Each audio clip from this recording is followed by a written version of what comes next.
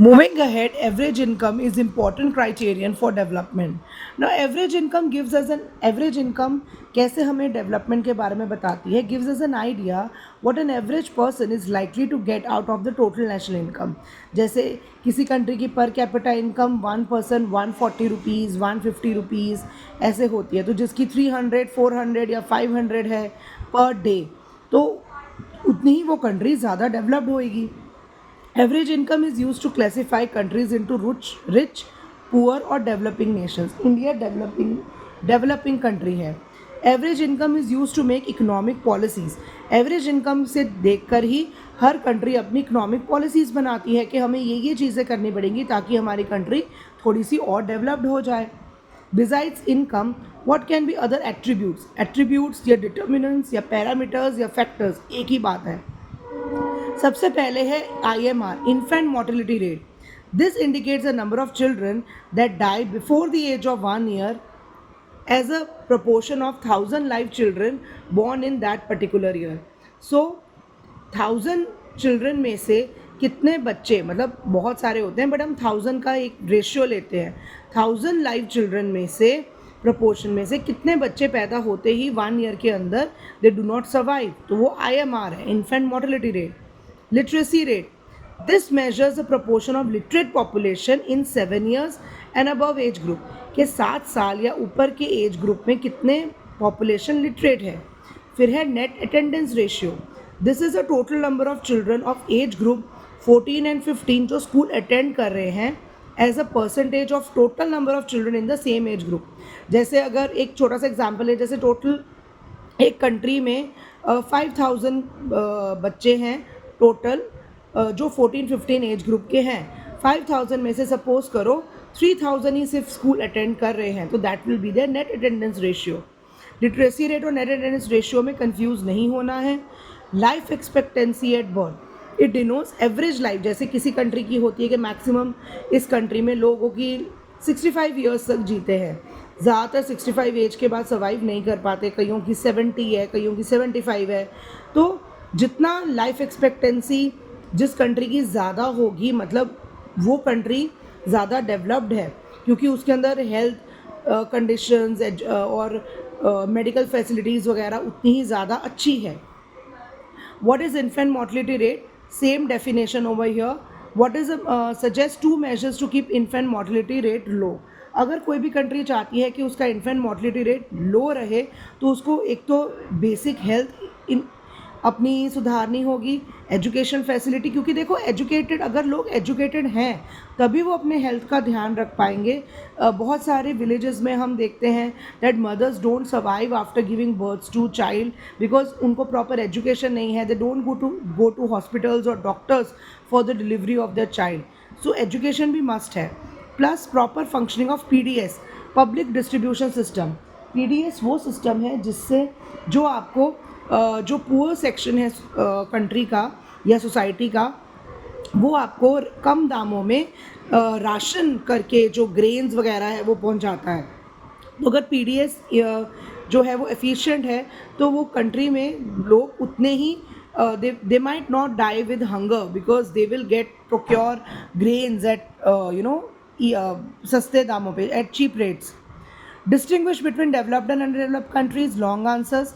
These countries have high per capita income, underdeveloped का low, standard of living high है, इनका low. और example USA, UK, Japan और Nepal, Pakistan underdeveloped countries हैं.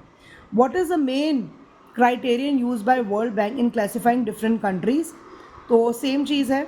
World development report brought out by the world bank. World bank सिर्फ per capita income देखती है, सो वो सिर्फ रिच और हाई इनकम कंट्रीज देखती है और पुअर और लो, मतलब वो सिर्फ पर कैपिटा इनकम के बेसिस पे जो है वो बताती है कि रिच और हाई इनकम कंट्रीज़ कौन सी हैं.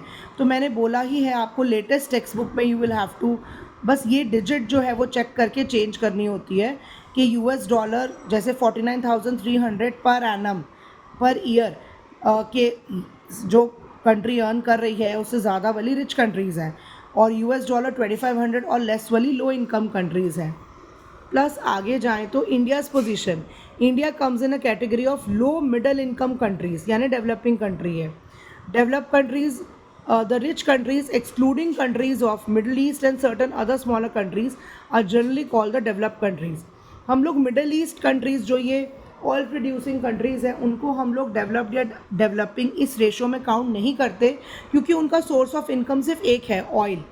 वो बहुत सारे फैक्टर्स कवर नहीं करते, वो बहुत रिच हैं, वो बहुत डेवलप्ड हैं, बट फिर भी हम उनको इस रिपोर्ट में काउंट नहीं करते, क्योंकि उनका सोर्स ऑफ इनकम वो सिर्फ मतलब मेजर पार्ट, मतलब और भी चीज़ें हैं बट मेजर इनकम जो आती है उसका सोर्स सिर्फ एक है, वो है oil, petrol.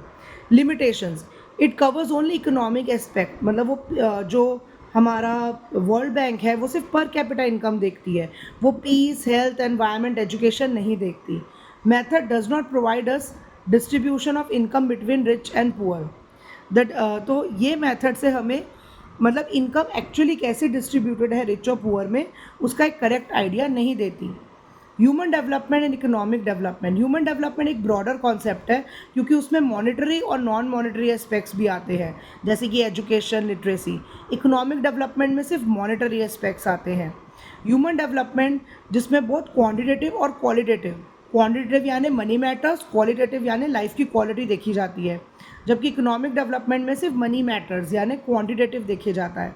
Human development is a and और फाइनल गोल, और इकोनॉमिक डेवलपमेंट की वजह से ह्यूमन डेवलपमेंट हो सकती है, यानी अगर आपके पास आप इकोनॉमिकली डेवलप्ड हो तो अपना एक ओवरऑल डेवलपमेंट कर सकते हो। Next question is, money can not buy all the goods and services that one needs to do live well.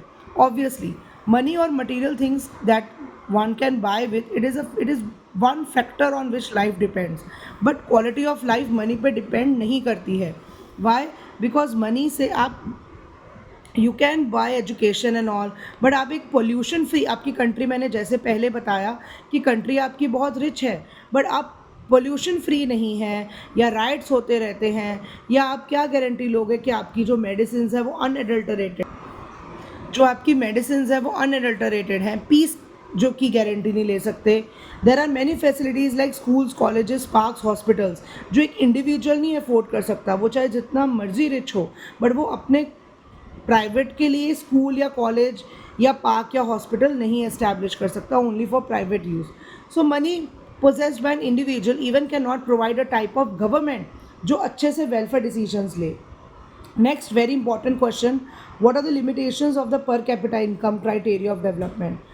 Per capita income is the average income of the country. Per capita definition लिख सकते हो, वो सिर्फ per capita income सिर्फ economic aspect देखती है, monetary aspect देखती है, सोशल एस्पेक्ट, हेल्थ, एजुकेशन वगैरह नहीं देखती, सैनिटेशन वगैरह।